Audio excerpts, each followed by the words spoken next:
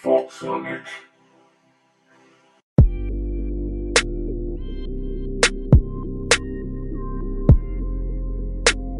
Welcome to Mindfully Fit and Intelligently Active with Paul and Orla. Hello and welcome to today's episode of the podcast.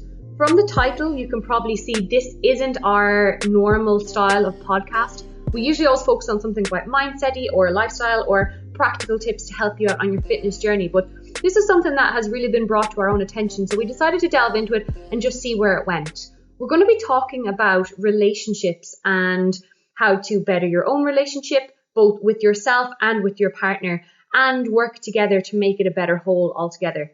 So I'm going to start and I'm just going to ask Paul. Paul, what would be your definition of a relationship? My definition of a romantic relationship is basically your best friend with added physical or sexual attraction. I don't think there's a whole lot more to it than that. And I think it's something that we get asked about because whenever anybody private mails us on Instagram or Snapchat, and it does happen, they kind of say how we seem like we've got a very healthy relationship, a very good relationship. We get the whole hashtag relationship goals quite a bit, which is always very flattering. And the truth is, as much as social media takes a bashing for presenting pictures that don't exist or faking stuff or glamorizing stuff, I'd be lying if I said we don't have a very good, a very strong and a very healthy relationship. And I'd be very much lying if I said what you see isn't actually what you're getting, because it's true. The image we put out there of the two of us is very much how it is.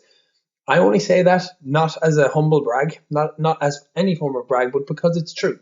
But it's because we work daily on it. We are in a position gladly where we get asked about relationship advice, and it's because we work very hard daily to make sure that we give each other the respect that each other deserves. We are very happy. I think as a species, because this is something I talk about frequently between diet and fitness and mindset and body, we're designed to see the negatives. And I've never understood personally how people resign into a negative mentality. And if you notice how much time you actually spend in a relationship, or how much time you see people in bad relationships or talk poorly about the other person, I don't really understand how someone can sit in something that's so toxic for them when it's quite obvious to me when you're in a toxic relationship. And not everybody's in a place to understand it or do something about it, or some people get into a bit of denial about it, and I respect that. But to be unhappy or to remain unhappy in a relationship, to me, would be something that I wouldn't be willing to tolerate. And that's why we work hard, because it's not even settling or tolerating anything like that. It's literally taking two different people with two different perspectives and putting them together to share a life. Yeah, exactly. And an important kind of, it's not really a quote, but like a kind of a thing that I think is really interesting is that a relationship is something that you should give it your all, because ultimately you're both, like, think of how much you've changed in the last 5 years. And if you're in a partnership now, like, you're going to change by yourselves and you're going to change as a couple.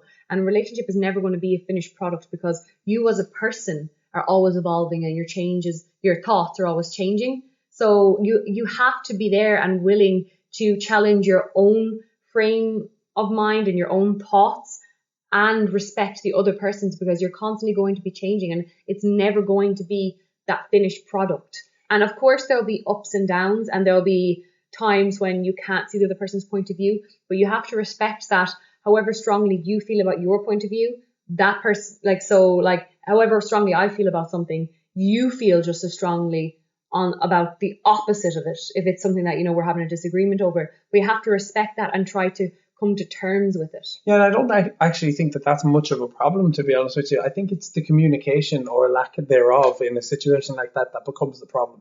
I very much, if anybody follows my page and reads some of my kind of blog posts, because I think about this in life, but God almighty in relationships, is that communication could solve 99% of problems in a relationship. And I've heavily stand by that. When you think about it, you're talking about two people having equally opposing or strong views or in a disagreement. But it's so easy to respectfully disagree. I mean, if there's something that tears two people apart, like whether or not you want kids or a certain lifestyle or a certain life to pan out or end up a certain way, that's probably going to tear you apart. But most things in relationships can be solved by communication. So I would be baffled why people, or if anyone retreats into this, don't communicate, go and tell everybody else about the problem, but don't go and tell the one person that can help you solve the problem. There's a few really difficult or kind of hard to deal with things here because it starts off on a more personal level. So if you can't communicate with your partner, maybe you suffer slightly from being like able to have clear thoughts and actually know what you want and knowing how to communicate it without becoming too emotional or too irrational. And then there's also the thing of maybe your partner doesn't take communication well.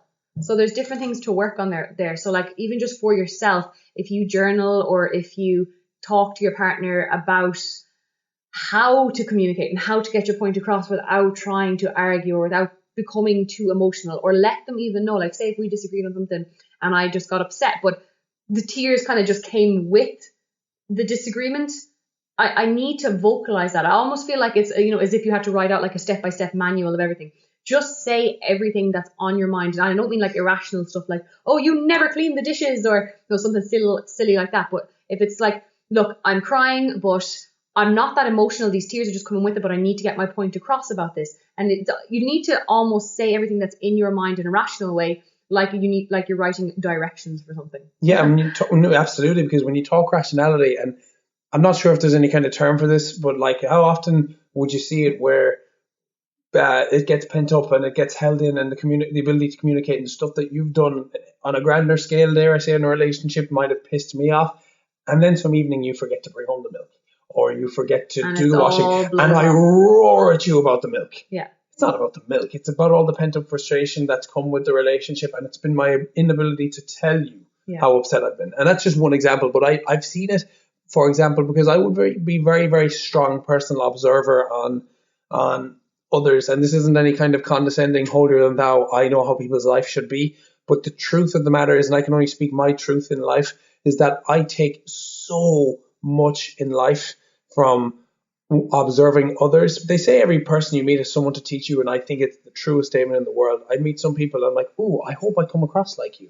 I meet some people, I think I never hope I come across like you. And specifically, I see some people's relationships and I think I'm never going to treat my girlfriend like that. And I've seen couples that get into this denial level. One great example is people that do portray their relationship to be very, very perfect on social media, and it isn't quite the case. And to be honest, you can never know, and therefore you should never be comparing and all that stuff. But I have seen very much the anger side of things come out. Like I just said, the 6 months of frustration that wasn't said, and then you forgot the milk, roar, let it all come out. And it's that inability to communicate and talk and thrash it out and come to a reasonable adult solution. And it's not like you have to be that type of person. Like, say in our own relationship, you're a very, whatever is on your mind, you say it. And you can't hold things in at all, in a good way. Whether I'm very much so, like, I would never ever, not saying that you do or anything, but I would never raise my voice. The kind of more upset and angrier I get, the slower I seem to become. It's harder for me to drag my emotions out, even if I know I'm upset about something, or if you've done something that I thought wasn't fair or wasn't, applicable to the situation. Even if I know that I don't feel right about it, I almost feel like I try to convince myself in my head and kind of overanalyze it. But I know that I need about 5 to 10 minutes, but I do bring it out. So like I communicate that with you. I'm like, okay, look, Paul, something has happened. It's around this topic. So you maybe like you left the milk out, and I like the milk cold. But like I'll come back to you in 2 or 3 minutes to talk about it. I just need to get it straight in my own head first, okay? Whereas I'm like, put the milk back, get it back in the fridge now. Yeah. But your way has taught me, as far as relationships go on a more practical end, your way has taught me that sometimes you don't need to vocalize every little tiny thing. Sometimes you can just stop for 2 seconds and ask, will this benefit the relationship? Yeah. I mean, this all seems like trivial kind of stuff. When you compound it over time, this is what a relationship is. But it's every Irish mammy quote ever, like, it's the small things that start the wars. It is. Like, it is when it comes to people. And if you underestimate how much dots connect and how much tiny little moments can change your life, just realize that every single relationship, everything wonderful in life started with hi. It started with a hi, it started with eye contact, it started with something seemingly insignificant that bred into something. So if you're ever someone who thinks that hi or a tiny moment or little tiny moments are insignificant at all whatsoever, you possibly could be lacking awareness and missing out on some of the potentially most beautiful moments in your life. I'm not saying they're going to bring the best moments in your life, but by just keeping an open mind, you don't know where life's going to take you. And it's these tiny moments within the relationship that literally dictate the day-to-day happiness. Yeah, so like I suppose the main kind of point we're trying to get to here is that you need to decide, are you in a place like to move forward, or do you need to nurture yourself more and figure out more about yourself? Like, are you the kind of person who pents up their frustrations for a really long time and finds it hard to communicate with their partner, but then will flip out over something small? Or are you the kind of person who's able to get their opinion across straight away? Or do you say it angrily? Like, how do you say it to the person? Because you have to realize that if you coax someone into something, it's like dieting and with your body. If you coax something, it will respond. If you force something, it'll react. So like if you shout at someone because they, like, say if I shouted at you because you didn't sweep the floor, you're going to be like, what the hell? Like, I'm busy. I'm doing something else. So if I approach it in a different way, be like, Paul, if you have time later on this evening, like, would you mind sweeping up the floor? It's just kind of getting to me and I'm busy doing this. It's the same thing said in two very different ways. It's exactly. I think the external or what shows is a real true reflection of what's inside. I do think if that's constantly how it is, there's something going on inside. If that's how you get. So you need to sit down yourself and figure out how you're going to come across to the other person. You mentioned self-nurture. Yeah. And to me, I would personally believe self-nurture is caring and working on. I'm not sure if you can. I always say you can't ever teach self-awareness. I can't make you more self-aware, but you can learn to be more self-aware when you decide you're in the place to accept critique. Self-nurture is putting yourself in a place, in my opinion, to understand how you come across to people and the negative traits you have, and then to become an unapologetic but true and honest and calm and happy version of yourself, so much so that you're allowing people the opportunity to either come into your life or leave your life based on who you are, what they see, and become attracted to the physical and internal person that you're offering. I really, in my heart believe that's what true self-nurture is, and I think that's why the happiest relationships don't try and change each other. Like when you try and change someone, you're trying to mold them into a version of themselves that you wish to see, a reflection of you. But Jesus Christ, if there was ever chalk and cheese in a relationship, it's me and you. Oh yeah. It's me. Like we couldn't be further. We couldn't be more polar opposites. We have like the same ethos and all the things, life, but in terms of like day-to-day running of life and how things go and organization, like I am day and you are night. It's true, and I've often wondered at the start why it's true. I've often wondered why you've never tried to change me, or because I would be the more social norm. Like I'm the kind of I work whatever hours. I like things organized. You know, my car is clean. I'm the more normal per se. Whether you're the more kind of scattered. Yeah, like I always say that I almost justify it that I'm terrible at 99% of life, but the 1% I'm good at, I'm great at. And I almost use it as a bit of a justification of being a bit messy and being unorganized, and then putting all that energy into like clients' care, physique, all that stuff. But to a degree, it's true. And I couldn't really take if anybody came into my life and tried to change that aspect of me. There's a difference between being very like helpful and almost making suggestions, but we see it all the time where couples or certain people do try and change certain aspects of each other in a forceful and in a not very welcome manner. And if you're someone that does that to other people, how would you like it done to you? It's exactly like if I love being organized and having things a certain way, and like as in when I talk organization, like my wardrobe is fully color coded. Yeah, how would if anyone's listening to this organized, for example, I would like if I just walked into your room and just started throwing your clothes around, because that's kind of how that's the same effect it would have if I tried to change you. How often has it been where someone has put something that I love away that you would think it's messy, but it's the absolute definition of organized chaos, and then I'm like, what the fuck are my shoes? They were one was on the top right hand. Yeah, like you know where they are. Yeah. And obviously if it's like, so say obviously if you were just super unorganized and you could never find that, then maybe I could come up with like a little system that could help you, but you do find the way you are, and I'm doing fine the way I am. So even it's when respect, I am, yeah, exactly, it's respectful to respect somebody else's way of doing things. And if you're not comfortable with it, use communication and tell them how you feel. So I feel like something like this is such a massive thing between men and women. You hear every comedian talking about it, and I know like Michael McIntyre has a brilliant sketch in it. Check it out on YouTube if you have a chance. But like, you know, there's like a wife and she's talking to her husband and she's like, why is the washing always beside the washing basket? And he's just like, I was playing football one time. He's like, I nearly got it in. He does it a lot better than me, obviously, because it's his sketch.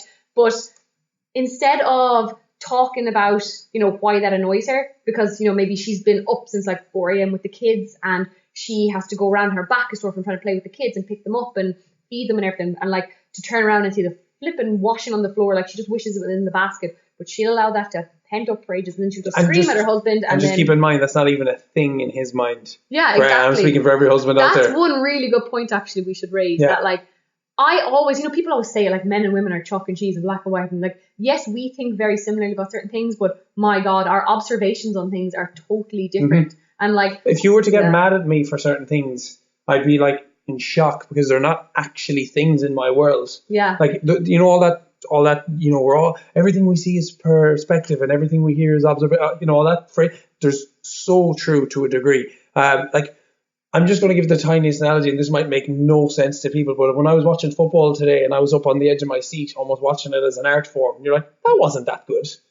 And I see I've seen the arty side to football, the setup, the everything, and you just see a man walk by a guy and put the ball in the net. Yeah, that's just one tiny example, but it's true. Because I thought the one before was better because like Cristiano Ronaldo or someone kicked it up in the air, and I was like, oh, that went up in the air, and he caught it with his foot. And that's like the art side of a thing isn't a thing in your mind. It is how we've literally observed two different people, both looking at the same thing and have taken it in very differently. And you might think, what the fuck's football got to do with anything?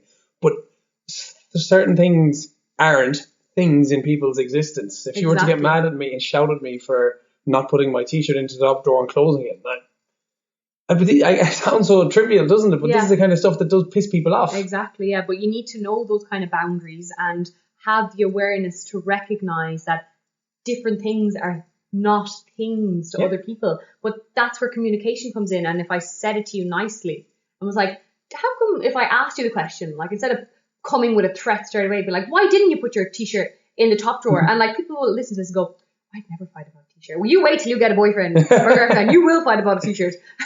But like, instead of coming at you with an argument or like, victimizing myself, like, why didn't you put your t-shirt? Like, do you not know how that made me feel? If I came at you and posed it as a question, like, how come you don't close the drawer? Yeah. And you might say, oh, but like, because I'm going to need to take this. I know this is the answer you give. Well, I'm going to need to open that drawer again tomorrow and pull out the same t-shirt. So I'm not going to bother closing it.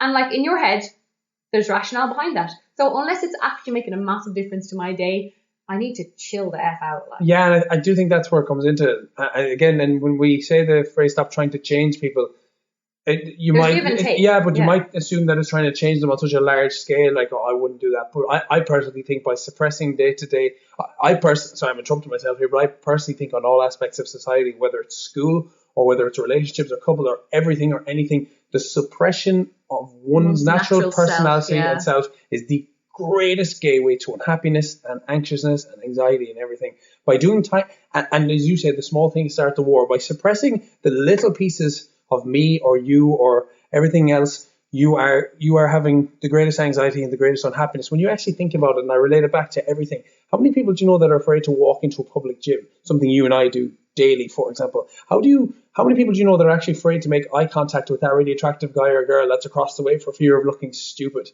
Like, it's almost like a fear of some sort that suppresses us to be our true self, that causes the greatest unhappiness. If you were to become an unapologetic version of yourself, which largely involves disregarding the opinions of others, the ones that don't matter, and start offering the energy to the things and the people that do matter, which I think is such a monstrous irony that that's so often not the case in society, where we give 99% of our energy to those who don't matter at all, and we worry what they may or may not think.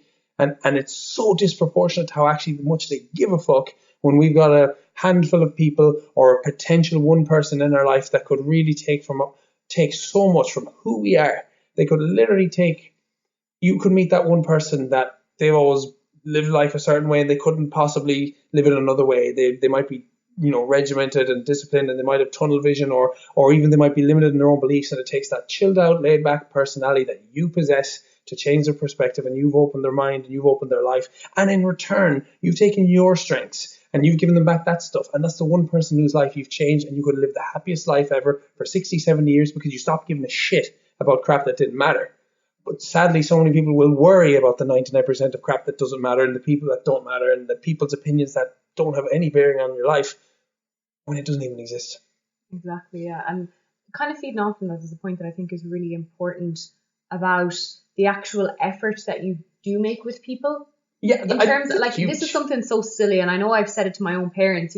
I used to travel down from Dublin every Friday evening, and I'd come straight to the gym, and then I'd spend the whole weekend with you as well. And like, there'd be some evenings when I'd be knackered, and I'd have, say my mom or something like, oh, you're tired, and just relax now. And but like, you never know what's going to happen tomorrow. And like, where I could come, like a year or two back, and like I could have come and I could have just gone to sleep, but like, why not come in and at least see you for 5 minutes? Yeah. Just, it's those small daily little efforts, or the constant, like, instead of sometimes I might be tired, but instead of, if you talk, instead of just kind of giving like a, yeah, grand Yeah. kind of answer, like give yourself the energy and make the effort, because you never know how number one, you're making the other person feel. You might be absolutely breaking down their confidence. You could be destroying little parts of them because you're not giving them the attention or the effort that they need. And I don't mean constantly complimenting someone or like blowing smoke up their arse. Like, I literally just mean making eye contact. But it kind of fits into that theory that a lot of relationships do go stale because the effort does stop.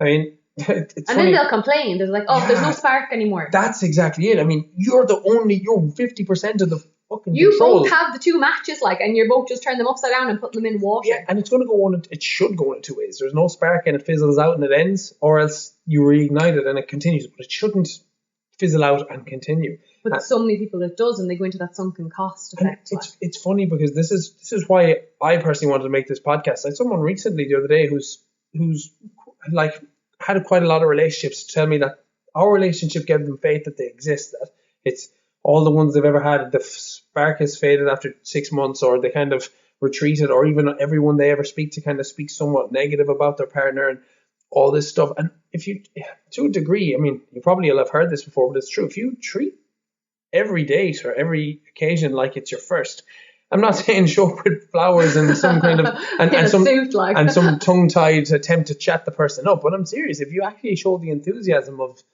within the first 2 weeks that you showed when you were dating, it's never going to die or fizzle out because you're actually engaged. It's exactly it. Ask questions, show eye contact. If you actually talked to your real best friend the way you're kind of like that in the same manner, you do show them the enthusiasm whenever you're with them. You hang with them, you have fun with them. You don't resent them and go talk shit about them and use them as a backup plan and I'm too tired to hang out. Like, there's obviously going to be the occasion where shit happens, but largely you need to be prioritizing the feelings of that person as if they were your own, in my opinion. And in the occasion, that's what love is. Yeah, exactly. And like in the occasion when stuff does happen, don't just be kind of like, be irrational, like communicate with the person. Like, if I can't see you for a reason or something comes up, and I say, look, Paul, this is a thing, it's happened, maybe we'll be able to see each other for a week, or maybe I'll have to do something differently. I need to let you know, and like you deal with it however you may. So I mean, there's about 1 million definitions to love, and I've got about 1 million of my own. But don't you think real love is almost feeling the emotions of the other person, even more so as if they were your own?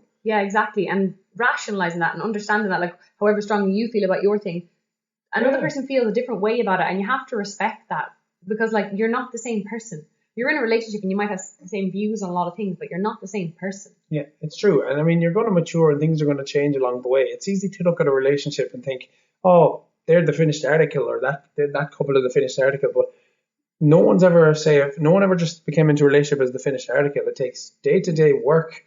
And the truth is, if you actually care, it's not really work. There's just periods where instead of retreating, you do have to compromise a little bit. It's literally give or take. But in my opinion, largely a relationship should be effortless. I don't buy into this. It should be work thing. I think the only time work comes into it is when there's a clash of something either on a smaller basis or indeed larger, because I know a lot of relationships may end because different life versions. But what I'm trying to basically say is it shouldn't be that much work in that sense. It should be just a series of small decisions. No one's the finished article. You mold and you adapt and you go and you grow. Yeah, exactly. And kind of going back to just what I said earlier about like that sunken cost effect, there is that thing, and it's such a mentality of, but we've been together for ages, and like, yeah, the spark is gone, but like it kind of seems like it's getting better, and we've been together for like 4 years, and we might as well just keep going. Yeah, but it's a case of, please don't fool yourself when you're the easiest person to fool. Exactly. You really are. If you're like, you'll always listen to your own excuses and play your own devil's advocate. Always. Because you don't want to experience that heartbreak. But you actually said something really good earlier. You were talking about it, and you were saying that, what was it like? How did you say it again? That if you're brave enough to say goodbye to something and allow that to kind of be buried, that hopefully life will, and if you put your energy back out into the world and look for something better, it will bring something back to you. I think it comes down to almost like the fear of heartbreak, when in truth it's not going to break your heart per se. If you're talking strictly sunk costs here, it's actually going to probably make you stronger and prime you to put out the energy in which you wish to attract. I do think the sunk cost theory you're talking about is very much a thing. I think it applies to all aspects. How many people do you know that are 28, 32, 34, hate their job, but it's grand, but it pays the bill, I did 6 years of college for this. So I've done 3 years in this degree. I might as well finish the fourth. I can only speak as someone who's never really bought into that. I was in college for 2 years and I dropped out because I hated it. And that's just one example. I was in a job for 4 years and I hated that. So I went and did this, the fitness thing, obviously. And I could never see myself being in a relationship just for the sake of it, out of the sunk cost theories you're talking about.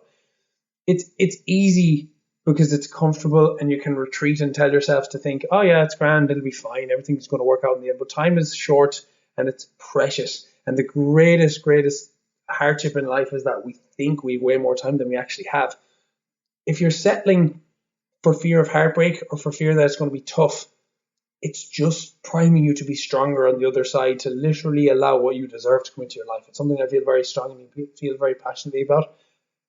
I worry because we've seen, it's funny because before Orla came into my life, this is absolutely true. I think if who I'm talking about, I actually don't think any of them will be listening to this, which is a good thing, but I knew three particular, before you come into my life, I was out of another relationship and I was single for about a 2-year period. And I remember thinking, okay, I'm going to just be by myself. This is time for me to grow, develop, learn, really find out who I am. I had never really had this period in my life. I almost tried to force it, and then I went no, I'm not dating anyone. And then I went, okay, stop having rules. Now it's time to just chill the beans and discover who you are and what makes you tick and relax. And I observed 3 people who were quite close in my life at the time who were all in relationships. And all 3 people, what they didn't realize, they were giving me relationship advice, thinking, oh, you need a girlfriend, you need this, you need this, you need this, you need this, you need this. And on looking back, they were just talking to themselves, because all of these 3 people were in quite what I would call toxic relationships. And I remember looking going, oh my God, I never, ever want any of what you have. This is why I won't date anyone. And here I am now, fast forward 2 years later, in a very healthy relationship that I'm very, very grateful and happy for. And all those 3 people are all separated from that partner at a given time. And it just made me realize that people get so retreated into this sunk cost theory and they just settle for it, and they convince themselves and therefore almost get in denial and convince everybody that it's fine. But largely when you're trying, sometimes you get denial and you convince others, but you're not really talking to the other person. You're trying to convince yourself, if this is making sense. Yeah, absolutely. So it's easy to, it wasn't until I stopped and became aware of who I am and started attracting and putting out what I wanted that I was able to attract you and come and talk to you, and you were able to talk to me, because I changed my mindset to be like, no, I'm allowing, this is the energy I'm putting out. It sounds so cheesy, but if you ever doubted it, it's true. When you talk about dots connecting at the start, it was a simple eye contact and a hello on the warehouse gym. Yeah, but like you do that, like the whole thing about that is that you need to get your personality and your point of view on things across from the beginning. Like, since I met you, I've known that you're a very black and white person who enjoys communication, and if there's something wrong, you don't want to try and play a game and guess what's in my head, because that's the thing that goes wrong with so many relationships, with these games that they play. So even, before the relationship happens, there's that whole like, oh, he texts me, but I'm not going to text him back for 2 days, and I'm just to make him wait, and he'll want me more on Tuesday. But you don't know, he might have 3 other girls, and you might lose your opportunity. But then in terms of actually in a relationship, you can't expect the other person, like what we were saying earlier, is in we could both see the exact same thing but have completely different views on it. Not even different views, but actually just see a different thing nearly, or not notice the nuances that the other person would. I can't expect you to know what's going on in my head, because you don't know the last 24 years of my life and what relationships I've been in or experiences I've gone through to make me think a different way to you. So it's so important to communicate. Like, if something, if I'm unhappy about something, or if I feel insecure or anxious about something, that I tell you, because how are you supposed to guess what's going on inside my head? It's true. And you talk about what's going on in the head. I was conditioned. This is absolutely true. I'm wondering if anybody else that doesn't feel the same. I personally was conditioned just before Orla came into my life to believe, this is more of a shortcoming of my own, that Tinder had ruined the ability of our generation to find something truthful and meaningful. I still believe that that's a thing in large parts of the world, or large parts of society, dare I say. But I fully believed 100% that Tinder had ruined any chances of love or deep, meaningful conversation or mental stimulation or any of the good stuff that comes in a relationship, because it was a swipe right and have sex with someone that you don't even know. I really did. I believe that. But then that's because that's what you were conditioned to. Like, whereas I would never have really seen that because I wasn't doing that. Yeah, but so I had, keep in mind, I hadn't even used Tinder for the... Oh, okay, yeah. I hadn't been on the app for the 8 to 10, 1 year before I met you.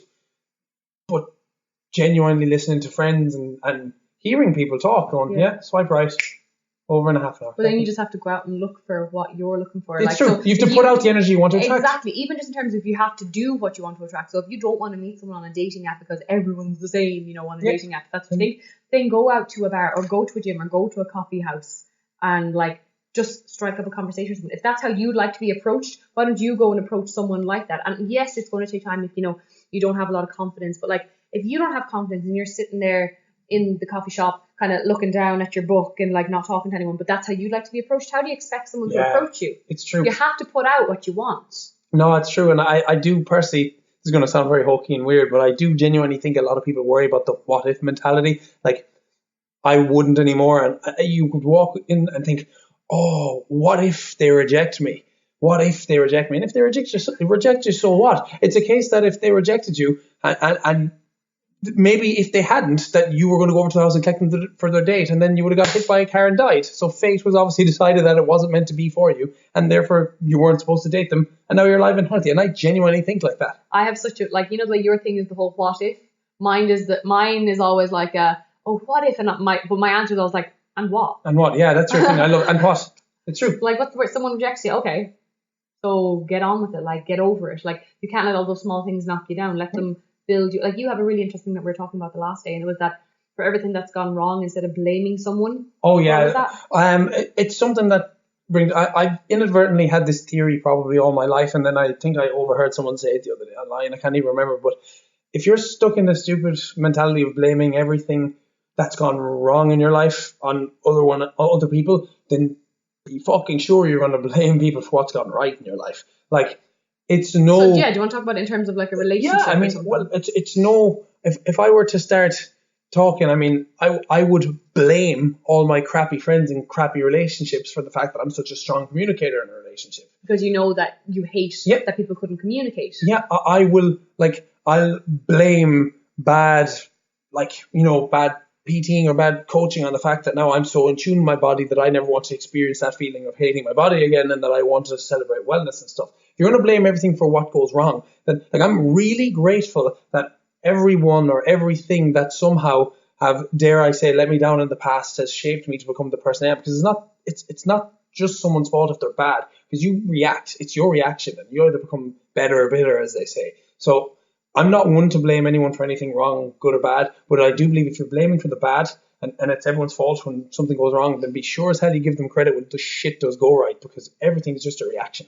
Brilliant. Yeah, I totally agree with that. Just one last thing I kind of want to touch on as well before we leave it is about reactions. So you mentioned reactions there, and I kind of want to talk about reactions in a relationship. So everything can be rosy, you can get on really well with someone, but you don't really see what someone's truly like until you've been in the bad place and you've seen how they react to something not going their way. You don't know how someone is until you see shit not going their way, isn't it? Yeah. And that's where ultimately the whole theme of this podcast is communication. So well, we've all seen that, haven't we, where we meet these nice people. It could be the same sex and we're just making a friend, or it could be a different sex, or indeed same sex, whatever sexuality you are, and you could be physically attracted to them and you think they're great and they're wonderful, and then you see that one aspect of their life where something didn't go their way, whether it's materialism and they just act spoiled, or whether they're rude to someone in their family. You never really know somebody until you see them react to something that's not going their way, and it's a very unattractive trait. I personally think if the warning signs are there early, it's a sign of how they're probably conditioned to be. And I personally would be a fan of not trying to change somebody, not to that degree. So I think that's something that you very much so can't change either. I don't think you can. I don't think it's worth trying to. It's personally so ingrained within their own behaviors and habits. I once knew a guy who was dating a girl. She seemed really nice. I actually thought she seemed really nice too, to be fair. And I'm a very strong judging character. And then he went home with her and met the parents. And the way she talked, the way she reacted, apparently something to the effect of she asked her dad to pick her up something. He got her something else, the wrong one, and she flipped, went absolutely psycho, really, really, really spoiled, holding out a horrible scenario. And this really sweet, charming girl all of a sudden became a demon when, she didn't get A. She got 8.1 from her dad, who was just trying to do well. That kind of thing. I do think that's obviously very important too, because I know a lot of people might jump in head first and think this relationship's the best thing ever. We've only been dating 2 weeks, but fuck it, it's just or when even 2 months. Yeah, when you know, and you know what? Some people do just when they know, and I'm not saying it doesn't exist, far from it.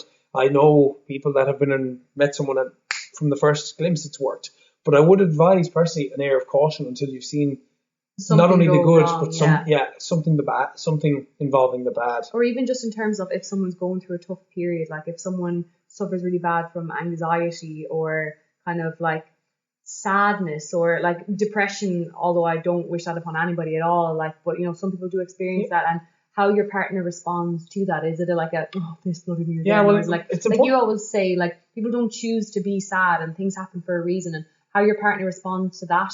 But also, like, you have to respect them as well. They can't always, you can't, like, yes, they have to be your rock, but like you have to give them some kind of freedom and, like, you know, respect them as well. Well, regardless of if you're talking clinical depression, which is horrible, but some people just get down and low, and it's impossible to expect everybody to be happy all the time. But you're right, nobody chooses feelings of sadness or anxiousness or anxiety. Some people get inflicted with that. I think patience, no more than everything in life. Do you ever notice that there's a common theme that shows up towards everything successful in life, whether it's monetary, whether it's self-employment, whether it's degree, learning a language, getting fit, healthy, getting into great shape? It requires patience, and it requires a lot of persistence, and it requires good knowledge, and it requires generally not stressing out about stupid shit. There's a lot of common stuff that pops up with everything, and patience is no different. And ultimately, if we're going to end the podcast on something about relationships, ultimately it's just going to take a shit ton of patience as well, isn't it? Yeah, exactly. I think that's so true. Yeah. Just one more thing to mention before we do finish. I think it's important to say, like, if you are in a relationship and you do have a partner who suffers with maybe anxiety or their confidence or something, and you can identify that. So, like, say if I knew you, Paul, well, obviously I do know you, Paul. You don't suffer with self-consciousness, but if you did, and I was able to recognize that and I could see that, instead of talking to my friends like, oh yeah, like she gets real down and like she won't go out because she doesn't like how she looks in her clothes or something. If you know that, make the effort to tell her that she looks nice, or to look in her eyes and kind of like tell her that she's beautiful, or something small like that. And those small things do really add up, because you don't realize, like, you're the closest person to them and you build up so much of their confidence. Like, so much of you is them in a relationship. It was the note I was going to leave it on, but it's so true. It's one for all the fellas. Just tell your lady she's beautiful. Just make her very aware of exactly what she means to you and how beautiful she is. And likewise, ladies to men too. They are the small, seemingly insignificant and daily steps that make someone either feel special and loved versus taken for granted and completely unspecial and unfulfilled. It's tiny, tiny, tiny steps. No more than how people may look at certain fitness people and think their amazing physique just came overnight. It just came because they ate well and they did it again. Even in terms of, though, like, you know, when people talk about happiness and mindfulness, and, you know, that everyone knows if you want to be happy, you need to be more present and not look towards the past, and don't look too much towards the future. It's the same in a relationship. Like you and I are together. If I don't stop and appreciate you now and tell you how important you are to me, and tell you things that I think you can improve on, that we can improve on together, and things that I love about you, like, it's not going to change in 2 years. I'm not going to be like, oh, in 2 years I'll tell you, because it'll be great then. You're talking common themes, isn't that? Lack of mindfulness, lack of presence. Your actions in the now lead to results in the future. Exactly. It's so true, isn't it? And nothing's going to change. I was only saying it to you last night. If, like, we were just sitting and enjoying a glass of wine, and I thought, wow, if I wasn't able to enjoy this in the now, like, this is the kind of shit I'm going to look back at 90 and think, I'm so glad we did that when we were 27 and we had a life and we went out for pizza. Do you remember the night we went for pizza in Spain or in Barcelona? That was fun, rather than worrying about stupid shit like how many calories in a pizza. And I know it sounds daft, but it's true. Yeah. And being able to tell you at that moment that I loved you, that I was having a great time, they're the seemingly insignificant things that literally compound over time. If you doubt whether the dots are not connect, start connecting them and see. Exactly.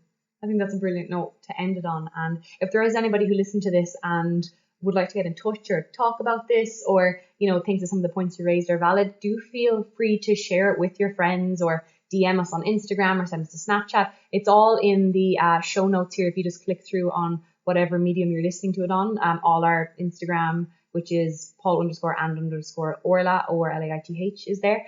We have our Snapchat there, Paul Dermody 28, and our Facebook page is Paul Dermody. So do feel free to share it with any friends that you think this might help, or even with your own partner. And if you do kind of take any of our advice on board and you feel like it helps you or benefits you, we'd absolutely love to hear from you as well. So thanks so much for listening, guys, and do feel free to subscribe and leave us a review on iTunes.